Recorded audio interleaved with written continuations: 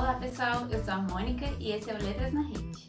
Hoje a gente está aqui para falar um pouco da poesia da Odete Semedo.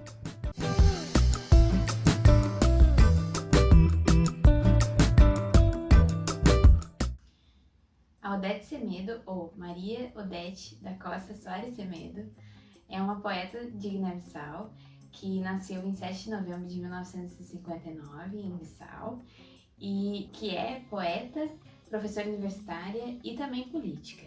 Ela é uma expoente da poesia contemporânea guineense e em 2013 ela ganhou um prêmio de personalidade literária no país dela. Ela começou publicando numa antologia de literatura francófona, mas ela estreou realmente solo com um livro de poemas que se chama Entre o Ser e o Amar, que foi publicado em 1996.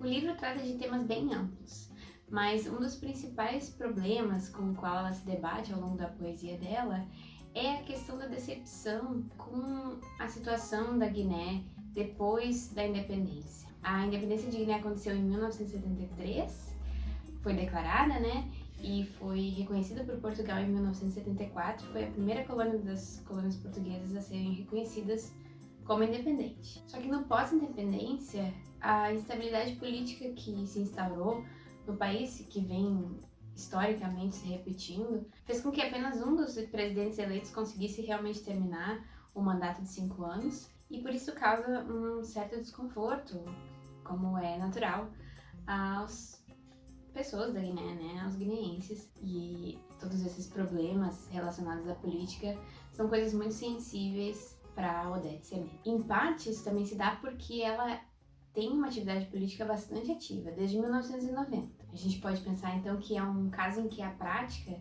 na vida dela se alia à experiência estética e à poética, né? Então, aquilo que ela experimenta na prática como política se traduz de algum modo na sua poesia, seja pelos temas, seja por questões que ela acha que são questões importantes de se tratar dentro da literatura. Isso passa, em alguma medida, também pela questão da língua. A língua a gente pode pensar que é um elemento político da vida do indivíduo. E no caso da Guiné, que fala português, mas também fala outras línguas, e fala um português com sotaque, como a Odete mesmo reconhece numa das entrevistas que ela deu, que existe uma diferença no modo de falar guineense e, por exemplo, no modo de falar português. Isso instaura questões políticas e questões que ela vai percebendo e vai introjetando dentro da poesia dela. Eu vou ler então um poema que trata um pouco disso, que se chama Não Disse Nada. Falei da língua, da míngua, da letra, só letrei a minha nostalgia, lendo pasmado nos olhos desmensurados o infinito. Então essa questão da língua aqui aparece ligada a essas outras palavras que vão rimando, né? Língua, míngua, que são palavras de escassez, né? A língua e a míngua ligadas uma à outra. Essa letra que vai também tá ligada a uma questão de nostalgia, de algo que ficou para trás e que se abre para um infinito que ela enxerga dentro de uns olhos que ela lê. Eu acho que aqui é importante pensar nessa questão da língua que às vezes não traduz tudo, né? E talvez essa impasse que ela sente quando, por exemplo, ela vai estudar em Portugal e se depara com uma outra língua. E então ela fica um pouco balançada, assim, vamos dizer, né? Com esse aspecto da linguagem, dessas diferenças de linguagem que ela encontra e que ela traduz num poema lindíssimo. Para além dessas questões mais políticas, a gente pode pensar que o livro também trata de questões individuais ou de questões próprias do sujeito e de um sujeito que quer se identificar ou entender como que constitui a sua identidade. Eu acho que um exemplo excelente dessa questão é um poema que se chama Poemar. Vamos ler junto? Poemar. Poemar é amar o mar. Poemar é revestir o ser com o próprio pensamento. É trazer à superfície o subconsciente. É ser vidente, é ser viandante, é amar a dor e dar calor ao frio da noite. Poemar é dar prazer ao ser, é estar contente por poder amar, e poemar é amor, poemar é amar. Quando ao luar, o mar e a mente se entrelaçam, quando a dor e o calor se confundem, poemar é amar, é amor, é amar, é mar e é dor também. Aqui o fato dela escrever, né, o fato dela fazer poemas, ou seja, poemar, é um certo jeito dela de encontrar aquilo que é o do desejo do indivíduo, né? Se poemar é amar, é algo que está relacionado àquilo que o indivíduo quer, que o indivíduo deseja, que o indivíduo sente, e que esse eu lírico aqui está relacionando muito intimamente com a prática da escrita e a prática da poesia. Essas questões vão aparecer recorrentemente dentro do livro e dos outros poemas que também ela publica posteriormente. Ela não é só poeta, ela também escreve contos. Em 2000 ela publica dois livros que se chamam Histórias Passadas que Eu Vi Contar. E em 2003 ela vai publicar um outro livro de poesia que se chama No Fundo do Canto. E é um livro um pouco mais denso, com poemas um pouco mais tristes, vamos dizer assim, um pouco mais sombrios. Por mais que não seja uma poesia sombria propriamente dita, são poemas que têm um tom um pouco mais melancólico, uma questão um pouco mais de tristeza, né? E um exemplo seria o poema As Minhas Lágrimas, que eu vou ler com vocês. As minhas lágrimas. As lágrimas escapuliram, esboçaram no chão do meu rosto um fio de mágoa profunda, queimando bem fundo. Nenhum grito, nenhum gemido, palavra nenhuma, letra alguma jamais traduziu tanto sofrer.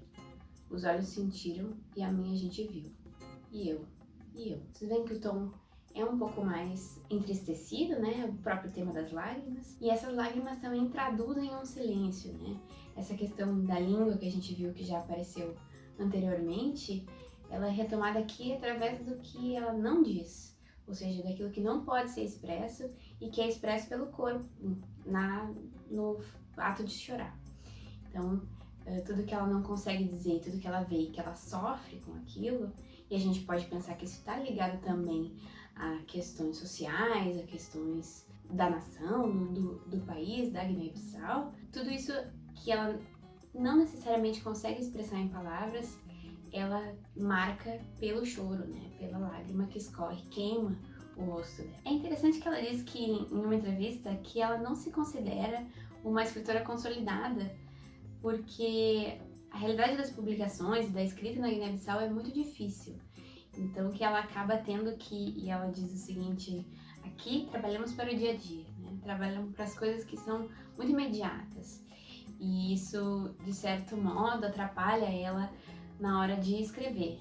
E apesar disso, ela é uma escritora bastante reconhecida e com poemas lindíssimos e textos maravilhosos. Mas ela também trabalha em vários campos, né? Ela se formou em letras em Portugal e trabalhou muito no campo da educação, liderou vários projetos em relação à educação de Guiné-Bissau e também fez a pós-graduação e se doutorou aqui no Brasil, na PUC de Minas Gerais, com uma tese sobre as cantigas de mulher na Guiné-Bissau. É importante também ressaltar que ela, em diversas entrevistas, reforça essa ideia de que é necessária a participação da mulher, tanto na política quanto na universidade, e, de certo modo, essa atividade dela como pesquisadora, como acadêmica, como poeta e como política, ela está articulada também por esse elemento da mulher, né?